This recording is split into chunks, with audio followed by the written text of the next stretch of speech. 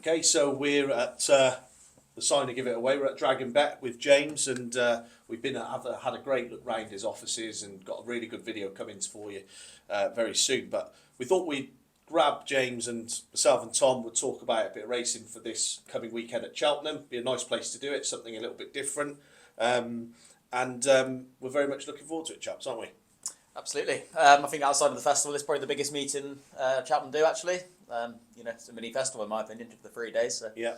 And hopefully we've got a few selections for you that have live chances. So. James, I know you said you won't be there, but you enjoy Cheltenham, don't you? Oh, I love it. From like you said, it's a mini festival. Yeah. So there's a different, as a racecourse bookmaker, there's the actual pitches there. The same people who've got the festival pitches. I'm a bit jealous because we sold our festival pitch. They kind of launched this online thing. We have a pitch for the other meetings, but you get some real action there. As a bookie, it really gets the blood pumping up. Yeah, I bet. Standing there, who's like, a footballer being at Wembley, as a bookmaker being at Cheltenham, it's the place to be. And this is a meeting where the big guns come out and play. So you have to change your underpants a few times normally over a few days.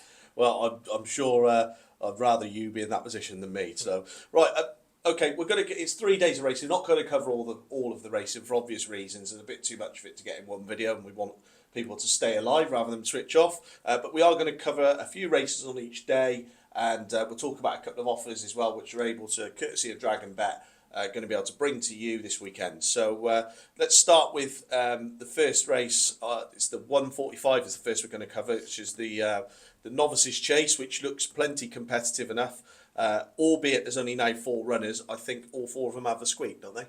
Yeah, absolutely. The one I like is Springwell Bay. Won the meeting last year. Recent reappearance was actually over Fence's his chasing debut, and I thought he took his form to a new level. Actually, he was always going to make a better chaser. I think he's a point winner, and I think he's one to keep on the right side of in a small field. I think he's definitely the one to beat.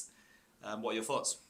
Well, I think from my perspective, I think Boomborn has come out and franked the form with that one. I don't know why, and I can't begin to tell you, but I've always thought Resplendent Grey is going to be was going to make a cracking chaser. Me and you have had a bit of a laugh over the time that you didn't really rate. He won on his chasing debut Tox, didn't he? I just think the race in comparison of what Springwell Bay did at Chepstow is far superior than what Resplendent Grey did at Tox. However, they both won on chasing debut, and lots more to come. So. Well, mine's 4-1. Yours is currently 13-8. James, what do the odds look like from Dragon Bet point of view? We're 7-4. I don't mind taking on John Drew O'Neill horses generally. Yeah. I know this horse league actually did me a favour at Chepstow. We won a few quid that day.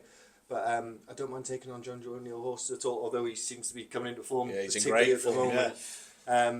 But at the top level, John Drew's record's not actually that good if you go through it. So yeah, I'll be sticking my chin out. We're going to go 7-4. We might go bigger on the day, but currently we're 7-4. Yeah, and if you were backing one in the races, listen, I'm a bookie. My job's to find one to get beat. I've got 3 runners for me, 1 against me. So the one I'm against is Springwell, definitely. Okay, well. The next race is probably one of the bigger races of the weekend. It's the Schlur Chase. Look, John Bond is obviously odds on. He's a short price as we speak. Can any of these old reappearing types come and beat John Bond? It's not for me. I think almost 2-5 looks like it's half not a bad bet. The only way he's going to get beaten is if he beats himself, and that's the thing. Is his jumping. I can't forget how bad he jumped at Cheltenham before. Absolutely, the rescheduled Clarence Howell Stakes from Ascot, wasn't it? It was actually taken to Cheltenham on the 27th of January, and he jumped absolutely awful that day, and effectively let him down, getting beat by horse Elixir Donats, who isn't a bad horse in his own right, but on a normal day he's nowhere near as good as John Bond. So that'll stick in the back of your mind a little bit, in my opinion. And I'd look to take him on. People might laugh, but Boot Hill has a really good record, sort of fresh, and loves good ground. And if John Bond's just not quite on his day, sort of at 9, sort of 10-1, it could be a bit of value, I think. Although there's only 4 runners, likely to be 3 as unexpected party only ran the other day, so you're not going to get any each way. Yeah, I mean that's what I said. But in a small field, anything could happen, and he's the one I'd take a chance with. I just can't see that there's anything there good enough. I think he'll bowl out in front, and they won't see him, but. He's one. How do you feel about this sort of race from a bookmaking point of view? Yeah, just the bookmaker approach, and that you're always trying to find holes, and there's obviously holes in John Bond's jumping. Like he's better than these, isn't he? He's beaten Everestone before, but even when he won at Aintree, he made a few mistakes. Yeah. So I certainly I'd be happy to lay him, but I'm not going to try and lose the house over it at the same time. No. No, I can imagine. It's Countryside Day on the Friday at Cheltenham, so we are going to just briefly mention the cross-country race, which with Selv and Tom, well, Tom certainly put forward that it could potentially be in doubt, I guess, because ultimately the ground, it depended on what the ground is. But if it is to be run, I mean, Conflated didn't look completely in love with the game, I thought, at Wetherby last time. He's going to have a serious amount of weight to lump around as well, isn't he? Being a handicap, what's he got? Official rating of 166 there, so he's going to be giving away absolute lumps of weight. You'd love to take him on, wouldn't you, all day long? Yeah. I think the interesting one's going to be the French horse. I don't know what the form amounts to, but Sweet David. The French have a good record in the race. I think he's currently around 12 to 1. Mr. Coffee, he's jumped around those national fences plenty of times and has a good record over those fences, so he could adapt well to the course. Those two selections for me would be the ones to sort of side with. And go to yourself here, I'll James. be taking on Conflated I again. bet He's you a will. hound, isn't he? I bet you will. He almost barks now and again. So he'd be one I would try and take on. I'll tell you what, there's probably a big price. I mean, he's old, he's done it before, but back on the lash, 25 to 1. James Best, he rides so well. I've seen him in a lot of point-to-point fields. He is a really, really good jockey. Yeah. So I wouldn't be surprised. Bit of money about that. Bit of each way value. But these races before, I'm glad it's a handicap. When it used to be a non-handicap, it used to be the worst race of the week for a bookmaker because you know they go round and round until the favourite hits the front. Well, it'd be a handicap all season round until they get to the festival, then they run off levels, wouldn't it? Which for me never made any sense. But I think now one of the new rules was to keep as a handicap for the whole series, wasn't it? So I think that was a good change they made. Just notable mention for Mr. Coffee, who's can't remember the last time this would have lumped 10 stone 2 on its back. I mean, he's used to those high weights because he was quite high up in the handicap, and Henderson really struggled to place him. So the fact that he's in here running off 10 stone 2 as a 140 rated horse. Well, they'll all be banking on Conflate to run, won't they? So. Yeah. Anyway, we'll move on because we're still not sure that will take place, that race. Right, so there's a good festival trial which sees Valgrand versus Potter's Charm, and I won't completely dismiss Gail Marler out of the equation as well because I don't think that one ran its race last time actually. But what we saw from Valgrand was mighty impressive. But equally, Potter's Charm looked a proper stayer. I think this is going to be the sort of most interesting race of the day actually. They both look extremely impressive in their own rights. Potter's Charm. I've actually backed both of them, Potter's Charm and Valgrand, and Potter's Charm was the one I walked away from thinking, right, this could actually go to something like the shallow hurdle later on in the season and actually rock up at the festival with a live chance. Tristan Davis that often has one or two come along, sort of every 2 to 3 years. Yeah, and this is definitely one of them, and it's going to be interesting. Willie loves it. Willie loves him, don't he? I was going to say we sponsored it. We sponsored it for Foss, so Willie was there. He was talking about it, and actually Jed Mason's son was there, and they couldn't talk about this horse enough. He's a superstar. He's the best I had for ages. They absolutely love him. But at the same time, we were at Cheltenham on the rail, and a fella backed Valgrand when he won last time at 4 to 1. He I don't know how much he collected. He must have had about 2 carrier bags because he had 2 grand with me at 4 to 1. He had 2 grand with the bookie next door at 4 to 1. 2 grand with the bookie on that. He went down the line, backed it everywhere. So they were really, really confident. Oh, he knew something. He knew something. And he must have cost a betting ring about 100 grand that day in cash. Wow. So the stable obviously love it. They obviously think about a lot of him, and he showed it, didn't he? But it seems like a real match between these two because I think they're both really good horses. Yeah. Do neither of you believe that Gail Marler getting in receipt of £7 and £5? Can you forgive that last run because going into that he was actually hot favourite at Cheltenham for that race? I think he ran perfectly well, to be honest. Valgrand just absolutely sprinted away and was really impressive on the day. Gail Marlis pretty much comfortably beat the rest. Okay. So we could just be looking at an exceptional animal and, maybe two exceptional animals. Yep. Okay, so Friday, that will conclude what we're going to cover at this moment in time, as per entries. Now, it gets a little bit trickier because at this moment in time, as we film, unfortunately, we don't have the full decks. But we're going to just stick to those races that we think are likely to have the runners that we believe are going to be in there. So we'll start with the Arkle trial, which is quite a weak-looking Arkle trial, I think. I think on paper it's not the strongest. I kind of had it between Lookaway and Lur de Sud, Skeltons and Neil King, respectively. Lookaway won a 2-horse race in the at Utox the other day, beating Personal Ambition of Ben Paulins. yeah, there wasn't much in it at the line. I think the length, they both pretty much jumped equally, and there wasn't a lot in it. However, I think Le Desserds was a recent winner at Stratford on his chasing debut. Apart from making one mistake, he looked very good. Has some very good form over hurdles also. Probably was just about the best of these. I think he was second in the Ladbroke Hurdle at Newbury and also second in the county at Cheltenham. So he's got that class, and I think he could make a better chaser. I think we can see that on Saturday. There can't be many. There can't be many Arkle winners that have started out their chase career at Stratford. I would say that, but I just I think I'm going to say I think Iberico Lord might go pretty well here. I don't know if you've seen it, chaps, but Henderson done his usual preview of all his horses, and I think there was a little bit of a glint in his eye when he was talking about Iberico Lord as one of his to follow. But then in the same breath, the only concern I've got, he sort of mentioned how he doesn't like starting novice chasers at Cheltenham and Ascot, and here we are with a chaser at Cheltenham. And the last one he ran at Ascot was Baloo, who went and won pretty nicely, didn't he? So He did, I'm going to sort of say that I think that was a bit more of a dig at the lack of the programme for novice chasers more than anything. But I just think Iberico Lord, this horse was won the Betfair Hurdle last season, beat Le Desserds in that race. That was given that weight. I think if this one's up, ripe, ready, fit, I don't see that it shouldn't be the horse to beat in the race, and I would have expected it. Looking at the betting, I'd have expected it to be favourite. Well, on hurdle form, he's got the form in the book, hasn't he? He's already beaten Le Desserds, who's going to be the likely favourite at 7-4. He's got a bit of a patchy record, though, hasn't he? Sort of wins one and then doesn't run so well. And I think Le Desserds was a bit more consistent, you know. What I would say from a bookie's point of view, I don't have a strong opinion on the race, is that if you back novice chase favourites at Cheltenham, you'll be showing a profit blind. So these are good races. These are, you know, as a bookie, you're trying to look, firstly, when you're trying to find a horse, you're trying to find holes in it, jump in, something like that. Secondly, you're trying to look at the frame of the race, and bookies have generally got a very bad record taking on novice chase favourites. That's interesting.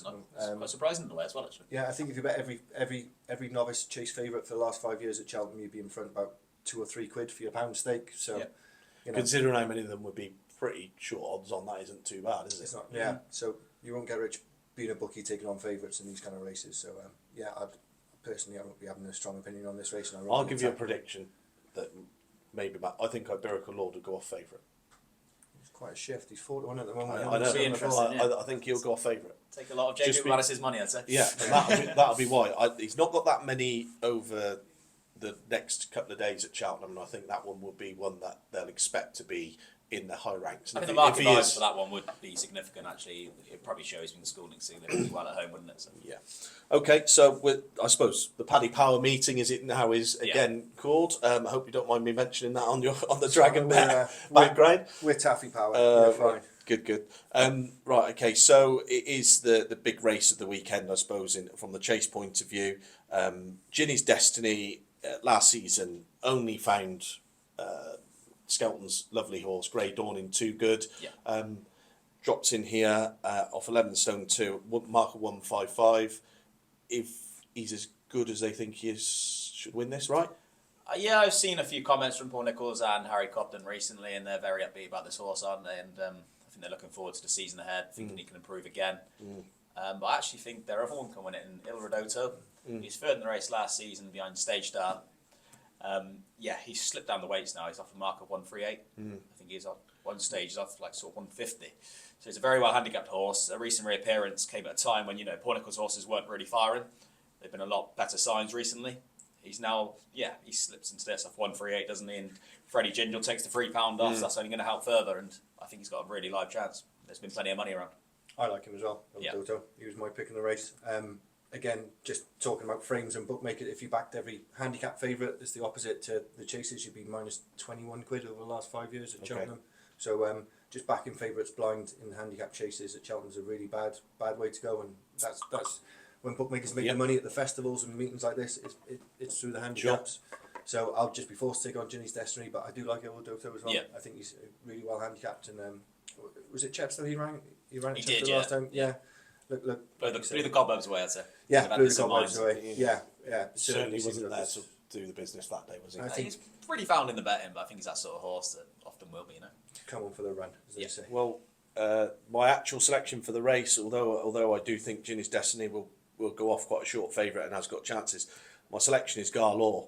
And I've seen there's been plenty of money for this from the anti-post perspective. We went out to Jamie Snowden's back in probably August, September time now, so quite a while ago. This horse was just getting going then, but even then when we were talking about Garlaw, he was very sure to tell me that he will be back firing on all cylinders ready for this race, and lo and behold, here he is. He had a nice little prep run at Chepstow, finishing second. I think that winner actually might be quite nice of Alan King's. That is it, Grandeur Dam, and I wouldn't say that this one was definitely doing his absolute best to win that day. It was definitely something kept back for a better day. So I would just say Garlaw will go pretty well. The ground is absolutely perfect for him as well. But to win it back to back, like you said, he'd definitely come on for that last run as well, won't he? Even though he ran really well, and this has already been the target from a long time. So. The other thing you should do as a punter for a race like this, there will be loads of offers round. We'll be having extra places. Just shop around, try and take advantage. 100%. of the bookmakers. Do you know how many places you'll be at or not? Probably only one extra place. I mean, there's only 17 runners. I think it's financial suicide to go more than one extra place unless you trim the win odds, which we don't like trying to do. We always try and take a decent bet. So we try and be fairly competitive. But shop round and take the extra places. Cool. Okay, so I think rather than go to the other race on the Saturday, we'll go straight to Sunday because it's looking pretty thin on the ground later on in the day anyway. Right, so we'll go to the 145, the Cheltenham Novices Limited Handicap Chase. Lucky Place is currently favourite. Peaky Boy is in second favourite with Baloo in at third favourite. Now I've just mentioned Baloo because obviously he won quite nicely at Ascot. Yeah, jumped really well. You backed it that day, didn't you? Yeah, literally everything sort of came to give him a good go, and he just brushed to the side, didn't he? And although it got close towards the line, like his jumping was a really standout highlight of the race, I thought. And I think he can even improve on that. However, I think Henderson has better horses in the race. Looks at the moment he's got the first three in the betting. Yeah. I think if Peaky Boy was to run, he would be my selection. He was a dual winner over hurdles at the course last season, and looks the type to make a better chaser. So yeah, he'd be my pick in the race anyway. Okay. I don't think he'll run all three. I think that's probably a given. I'd be a bit silly, wouldn't I? Say? I'm sure there's other races over the 3 days. I do think it's quite interesting that Lucky Place is the current favourite. Have you got Lucky Place as the current favourite of these? We got joints. We got Lucky Place and Peaky Boy, joint favourites. What I would say is the guys behind Peaky Boy, those yellow colours, they are very, very big punters on course. And if you see a load of money from, they don't normally leave it behind. So they're big gamblers. What I'll say on that. Okay.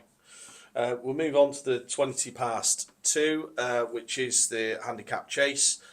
Liberty Hunter. Now I saw an interview yesterday that I can't remember who'd done it on course with Adam Wedge talking about whether Liberty Hunter runs. I think he made it that it was pretty 50-50 whether or not this one even takes its place for ground reasons. So that was quite interesting. I am intrigued about Matata because I think that is a horse, when they figure out the right headgear, etc., that horse will go and bolt in by 10 lengths somewhere. He's a tricky customer, isn't he?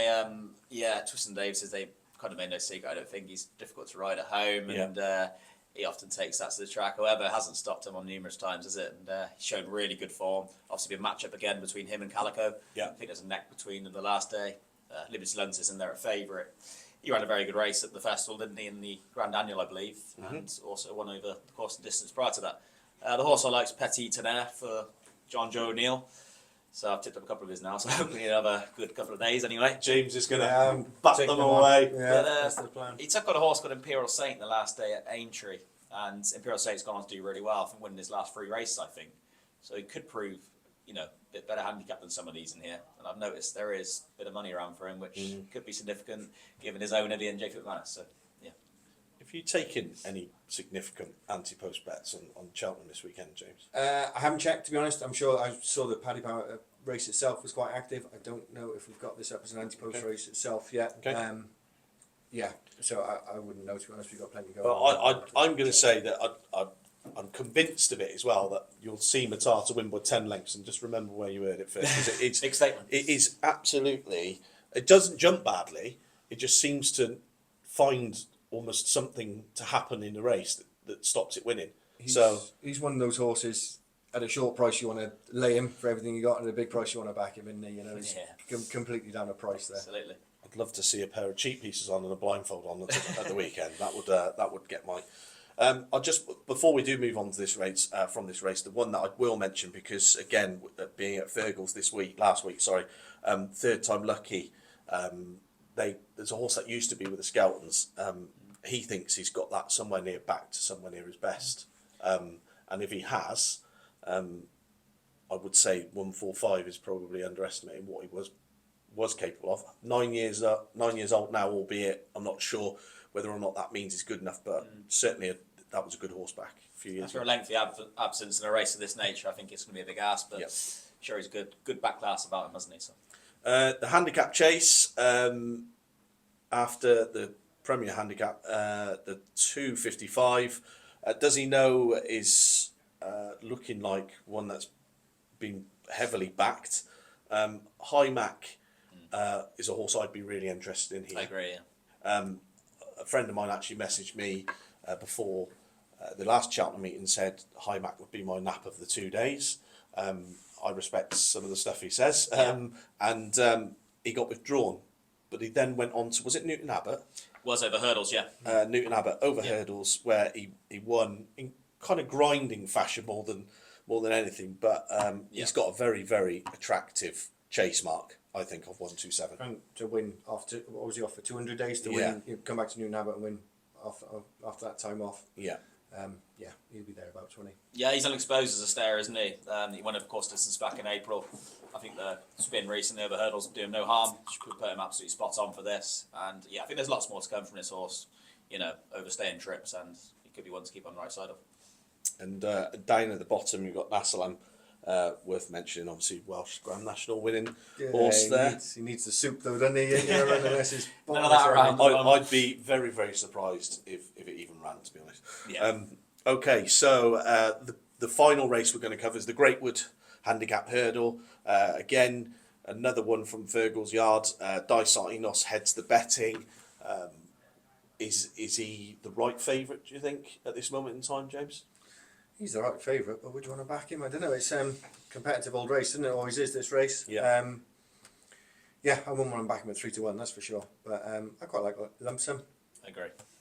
Fan of lump sum? Yeah, big time. Yeah, I think the recent reappearance in the the Welsh Champion Hurdle Fosslas. It was the Dragomet Welsh Champion. Absolutely, we better get that one in there. Yeah. I think beat Steel Alley, who's a good horse in his own right as well. Yeah. And Cost, I think they both, Steel Alley and Lump Sum, both cost $250,000 on that day. So Lump Sum is Sam Thomas. Steel Alley is also Sam Thomas. They couldn't tell the difference between the two of them. They didn't know which one was going to win. They finished both close together. Yeah. I spoke to Di Walters afterwards. He thinks they'll both turn into real decent chasers as well in time. But they're obviously really, really well regarded. Sam Thomas in great form. Oh, Big he is, winner Saturday. I think this is a real decent bet. As a top weight ever won this race? I know off the top of your head, questions. I know I'm posing that, but I'm not sure they have. If I'm absolutely honest, I think he'll take some serious doing to come here and win off top weight. I got a sneaky suspicion that Under Control is a horse that has been, let's say, minded very carefully. This mare, Henderson talks very positively about it, also somewhere near the top of the weights, so that would be a concern. Dysart Enos, the break, definitely a big concern. The one that I would say is worth watching the betting on is Fiercely Proud. Got withdrawn, it fell last time, got withdrawn at Cheltenham the time before that. He's not really had things go his own way, but Fiercely Proud's definitely got form in the book to feature here. Definitely off a mark of 129, racing weight of 11 stone 2. What it says at this moment in time. If the fall hasn't taken too much out of him, there's still a fair bit left in that tank, I would say. Lump Sum's dealt with that one a few times easily, I think. Like you said, he's going to be given way lots of weight. There's still improving this horse. Yeah, well, look, I think that's the beauty of it. Is hopefully we'll see on the day who comes out on top. I'd be against Dysart Enos anyway. I just think a race of this nature has it got that battle hardened sort of way of going? You know, in a big handicap. Hasn't got the experience of me. You know, she's 6 from 6, so there's no knocking her potential. She, you know, you take her out of any of these, I think. However, I just think it's a big ask after a year off, and we'll see on the day. As a 3-1 favourite, it wouldn't be for me. I mean, we haven't even mentioned Burdett Road, but sticks in my mind that. Well, it's been very good on the flat recently, and James Owen's absolutely flying. So They got Go Dante in his third favourite at 10 to 1. I can't have that at all. No. He ran the Welsh Champion hurdle as well. I think he finished about 5th. Like he Yeah. was running on. You could tell he needed the run. Cheltenham's Absolutely. different to Foss, all the rest of it. But if he finishes above Lumsden, then I'll sell him in the pants. Oh, there we are. okay.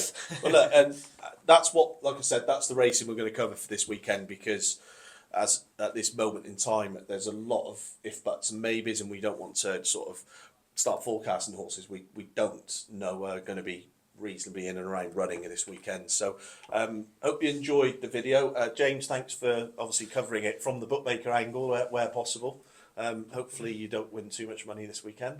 And good luck if you follow any of our selections, and good luck with the racing this weekend. There'll be we've got a new code, haven't we, James? What's the code we've come up with for RLP 2030. If you put that promotion code, sign up to DragonBet, put that into promotion code into the little box there. If you bet £20, you'll get a £30 free bet, and we're also going to push out these boys' fancies, because I don't think they've been talking rubbish all the way through this. So we'll be top price. He'll drop you a note here, Andrew, what time we'll be top price from. But like I say, we're bookies. We're here to take on bets, and we're going to take on these two guys this weekend. right? Sign up to Dragon Bet. Yeah, sign up to DragonBet. It's down to us to take these guys on this weekend. Have a good one. Thank you. Cheers. Thanks.